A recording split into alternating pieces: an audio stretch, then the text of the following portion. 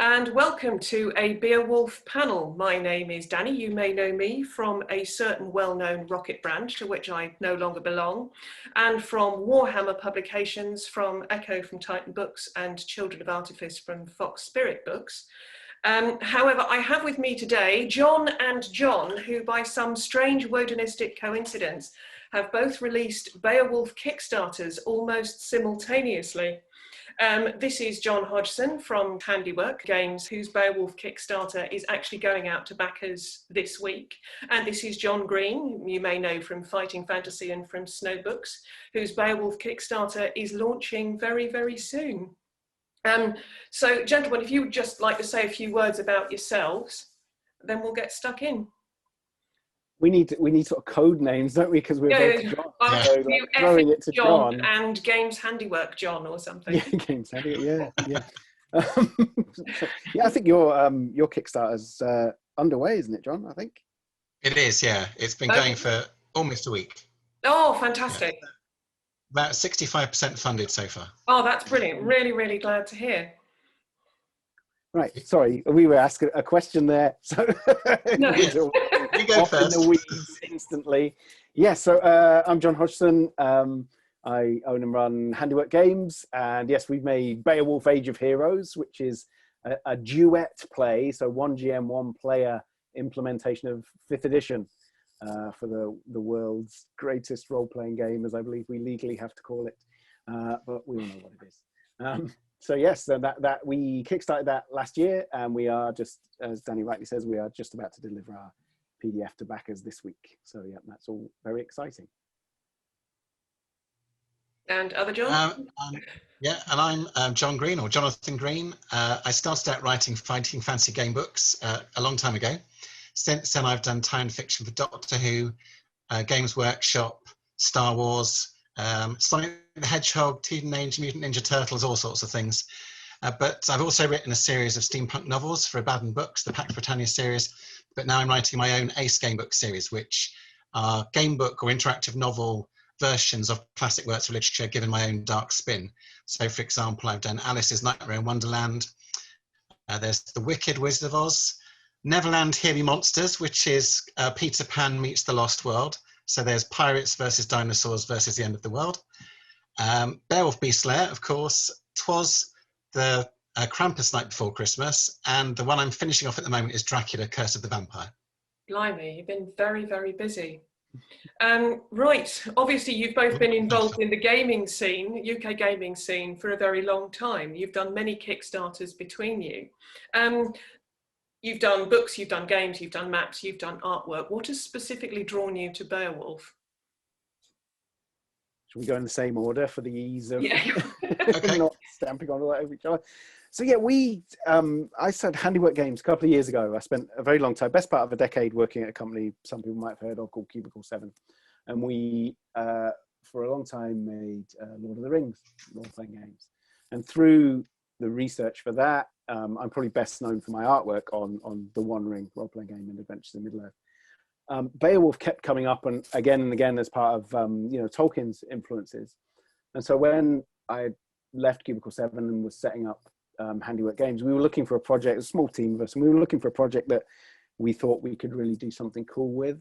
And we were discussing this the other day. I'm not sure which came about first, the duet play idea for 5th edition or Beowulf. I think it was Beowulf because we were all quite keen to do a sort of low fantasy, dark ages, in inverted commas, iteration of 5th edition. And I think it all sort of coalesced around that. We already knew quite a lot about Beowulf through the Middle-earth stuff.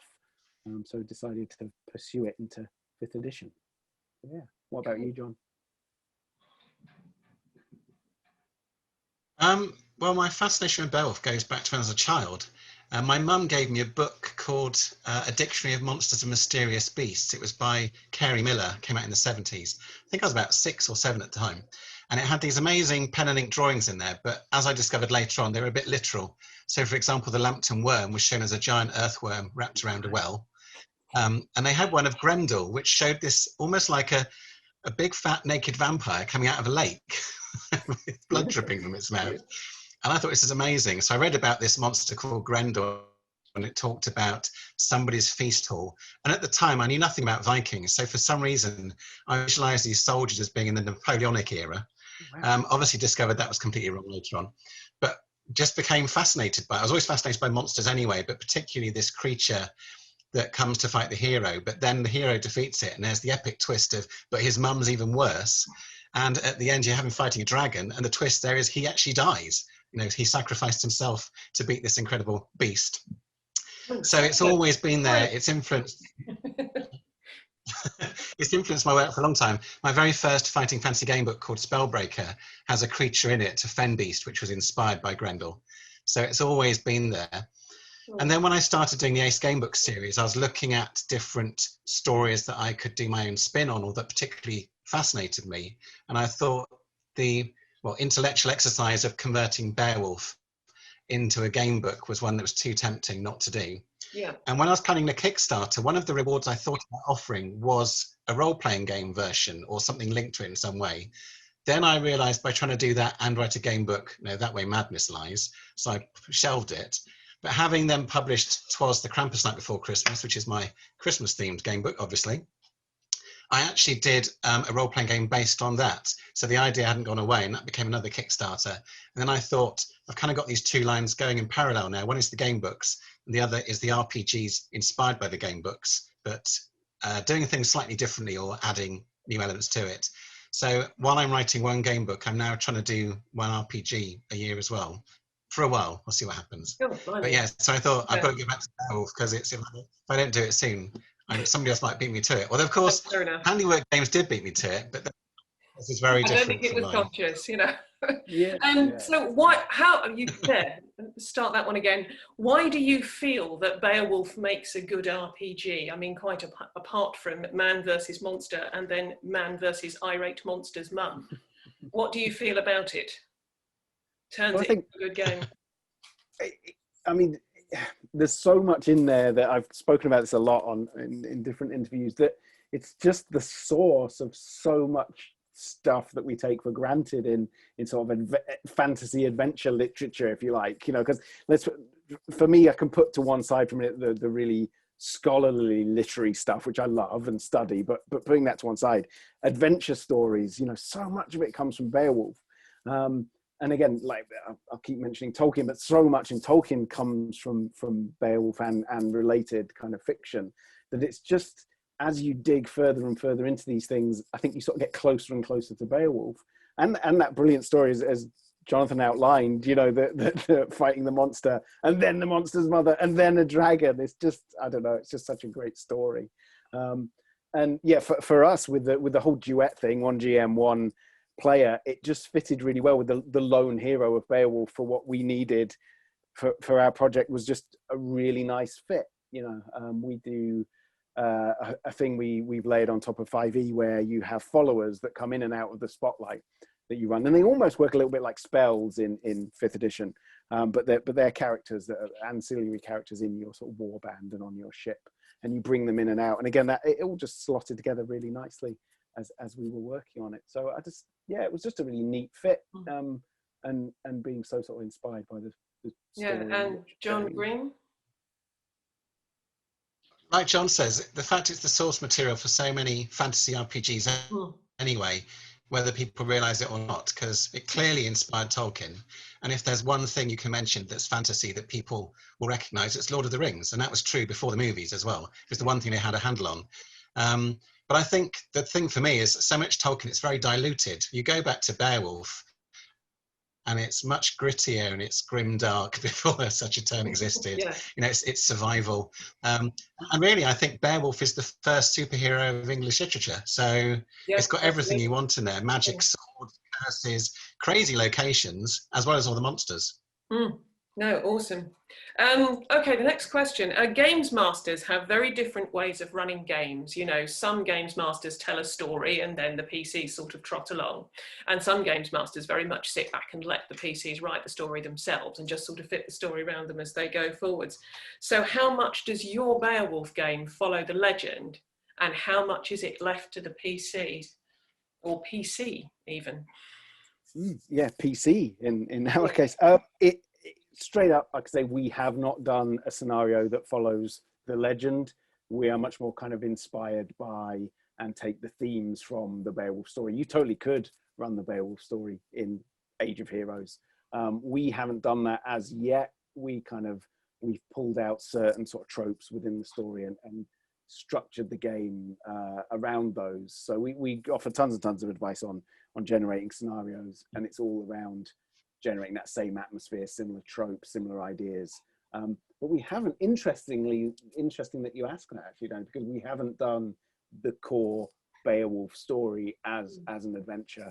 We started off with a free scenario, you can get it now, called the Hermit Sanctuary, which is on Drive-Thru RPG, which all of our Beowulf scenarios are about the hero traveling to a place, uncovering the mystery of a monster, and then defeating it in one way or another.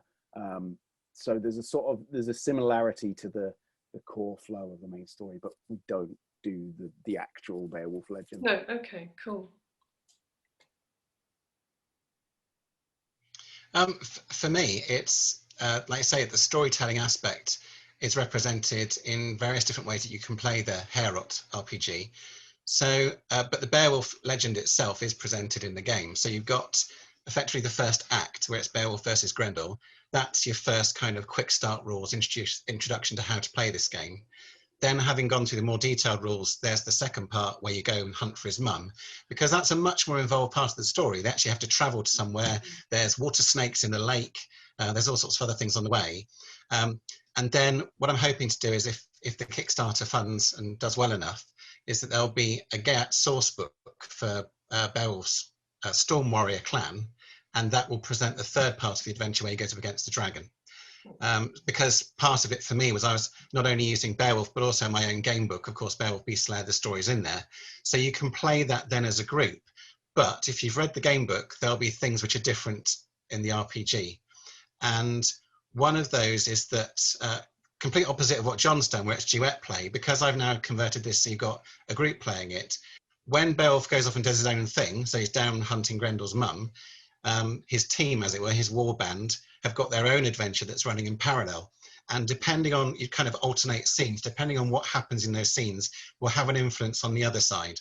So if Beowulf does some amazing thing, it makes things easier for his war band. If they defeat some creature, it weakens Grendel's mum. So it kind of goes in parallel. Yeah. And also the idea of the game is there's three ways of playing it. So you've got your traditional RPG, either designed by the games master or a pre-written one that exists for the game. Then you can do a random version where it's all randomly generated. And you can do that in two ways. You can literally have a storytelling contest. So each of the players is their own hero with their own warband, and they pick cards from a deck, and it gives them different elements to include in their story. You have a good old storytelling contest, and whoever wins based on votes from the other players. But then the expansion of that is you can then undertake heroic sagas based on those adventures they've told. And in each of them, the players then take turns at being the hero or their supporting host. Oh, very cool. Actually, my next question to you was going to be, Beowulf Beastslayer was obviously a choose your own adventure book that came out a couple of years ago, published by the lovely people at Snow Books. So I was going to ask you how your game differs from the book that you've bought out, but you've answered the question. Yeah, and I was just going to say, because obviously, particularly if people know the story of Beowulf, there's already a whole lot of surprises that you aren't going to have. But so I got around that with the game book, with introducing different elements, one of which was the fact that Beowulf can tell stories about his previous adventures, and they do then have an effect on how you get on in the adventure. And that became then the main storytelling mechanic. Yes. Yeah. Because part of my idea was that, particularly when Beowulf arrives, how do you know he's a hero? You only know he's a hero because he tells everyone he is. So he boasts about these stories. Somebody picks him up saying, but you lost his swimming race, which Beowulf then turns this amazing story about how he fought sea serpents. So that was the idea behind my version of the game. So you'll know the main points of the story, but then it's the bits in between which will vary. Yeah. No, I can see that. Going back to Handiwork, John, just for a minute, you've mentioned duet play. This is something that this particular version of Beowulf has been specifically designed to support. Can you tell us a little bit about what that means and how the followers and the portents sort of fit in and help drive the story? Yeah, sure. So in a more regular role-playing game, you of course you have your group of players and you have a GM. we started floating the idea of making a game that you could play with just one player and one GM using 5th edition, and it's specifically really about 5th edition, to offer a different way to play that. And one of the really key things with 5th edition is a very particular action economy in sort of combat and as the game progresses. And we found to work with one player, you really need something else to kind of tie up monsters or absorb some of their attacks and so on, so that you're still playing 5th edition. And that was very much where the followers thing came about from mechanically. I mean, it's part of the legend of Beowulf. You know, he has his warband with him, so that was a fairly easy fit. But it was definitely needed mechanically within 5th edition. And then you'd mentioned the portent. We layer up a bunch of stuff because if you know the Beowulf story before, it's just a little bit in it that Beowulf checks the sort of omens and the portents before he sets sail for Denmark. And we kind of seized on that. So every Beowulf Age of Heroes adventure begins with generating a portent, and it's a little system of tables that generates you a little bit of sort of Anglo-Saxon poetry almost. Just 2 couplets that then also stock something called the inspiration pool. Inspiration is a really key mechanic in 5th edition, and we make a pool out of that, so you have several points of inspiration available to you during your adventure. If you can link events to the portent, then you can draw inspiration for your followers or for your hero, and also the GM can do it for the monster as well, which is another bit of a change. So we built a lot of 5e stuff around the sort of needs of the Beowulf setting and story. I think that's vaguely answering the question. I might just give a bit of a ramble. Sounds very cool. There's loads of stuff in there. Sounds amazing. It was really interesting to build, because some things came so easy where the poem just tells you what to do, really. You just go, oh, we need that. Oh yeah, we'll do this. And then other things took forever. We wanted to do a thing where you sail around and you make a map. You know, as a player, you draw the map. Only we just couldn't make it work for honestly a year. We were trying to work this map system. And then more and more that I read about the Anglo-Saxons, they're not really big map makers. And that just clicked. You went, oh, they don't make maps, you know, place names. They navigate by memorizing place names and language, not by drawing a picture. And you go, oh, just forget the map. It doesn't fit this one. We'll put that in something else. And, you know, that was a really interesting sort of design process. But yeah. Oh, you're right. Carrying on with the design process for a minute. You've got all the DM's best friends, both of you. You've got the background tables, the encounter tables. You've got the monsters. You've got the caverns. You've got all of the good stuff in there for your PC or PCs to go and discover. Yep. Good. Yeah, simple question. All right. Do either of you have a favourite character from the Beowulf saga, apart from Grendel's mum? You go, John Green. You go, because I was just talking. Well, I mean, Beowulf himself is a bit of an arrogant so-and-so, but there's something a bit appealing about that too. I do like Grendel. Part of what I like about it is in the poem, it's never really said what he is. You just get all these different wonderful poetic expressions about being the night storm. He's described as having scales and fur, claws. So he's kind of the best bits of everything horrible. But I also like Wiglaf, who obviously got a major starring role in the movie that Robert Zemeckis did. But of course, he only appears in the later part of the adventure. But the way I used him in Beowulf Beastslayer is that he's your companion and advisor. So he'll be the sort of thing saying, you know, yes, my lord, I believe we can do this, or I wouldn't go down there, it looks terribly dangerous. So he's a bit more, I think in the actual poem, he's younger than Beowulf, but he's got wisdom, whereas Beowulf's a bit more gung-ho, I feel. And he wants to go and fight these monsters by himself, so he appears to be the best. Yeah. I was going to say, I really like, Wiglaf would have been my choice as well, but it would be boring to just follow with the same, what you said. Something I really like about Grendel is that, you know, he attacks HEOROT because he's so grumpy and they're having a great time. You know, he's like really upset that there's this party going on and he's not having it. So he, you know, gobbles them up, basically. I mean, that's delightful, isn't it? That he's really his main motivation, other than being a monster, is he doesn't like the noise of happy people having fun. No. Well, But we can all relate to that, I'm yes, sure. yes. If we have noisy neighbours, loose the beast. Right, and subject very dear to my heart. Please tell me that you have fighting ladies in sensible armour. Yes, plenty of them. Yes, of course. Yeah, there's no chainmail bikinis. One of the great benefits of the setting, I think. Yeah.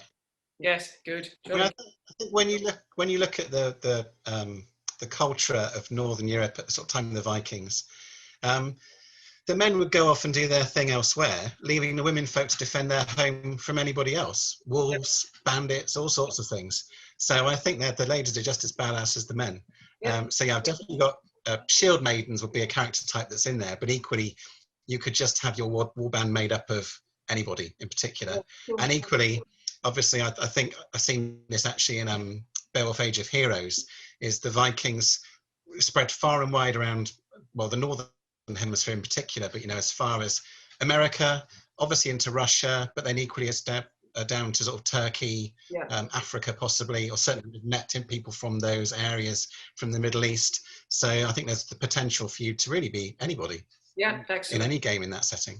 This is what we like to hear. Right, go on then. Very last question to both of you. One thing about your game that you're really, really proud of.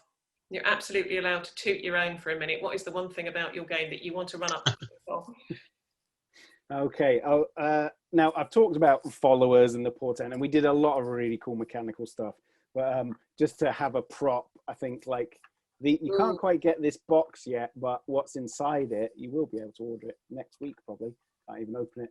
But inside, where's my camera? That's our tokens that we made. Yeah, I have mine here, and they're rather splendid. I actually took them to my gaming group, and they were suitably impressed. Very happy about those.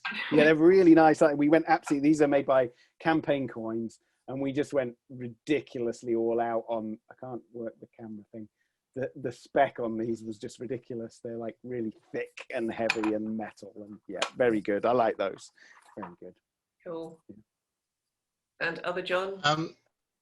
Yeah, most of the rewards are going to be delivered through drive-through RPG. That was intentional on my part because I'm a one-man band and posting out books is quite a challenge, and I've done it plenty of times, and I'm sure I will do it again. But for this one, it's drive-through RPG. But for those backers who back at certain levels, for example, the Troll Slayer reward, which is limited to 100, people can get hold of a miniature of Grendel's mother, sculpted by Otherworld Miniatures. They actually did the miniatures that we got done for Beowulf Beastslayer. So there's, I don't know if you can see them, it's very dark. I realise everything's silhouetted in my room. But he's a lovely miniature. So there we are, there's Beowulf. Oh, rather splendid. Then yes. There's Grendel as well. Yeah. So they were made for the first one. They were sculpted by Paul Muller and produced by Otherworld Miniatures, and they're going to do Grendel's mum for this one. Oh, lovely. Fantastic. I need to get on a back because I want those. You have to do cross painting or something. Yeah. Well, yeah, we are just about out of time, so thank you both very much. Thank you. Yes, HEOROT, based on Beowulf Beastslayer, is now funding on Kickstarter, and Beowulf Age of Heroes is just going out to backers from Kickstarter. So please go and have a look. Go and find both of them on Kickstarter and on Drive-Thru on the Games Handiwork website. Follow John Green, John Hodgson, and me, obviously, on Twitter. And I hope you enjoyed the panel. Thank you very much. Thank you.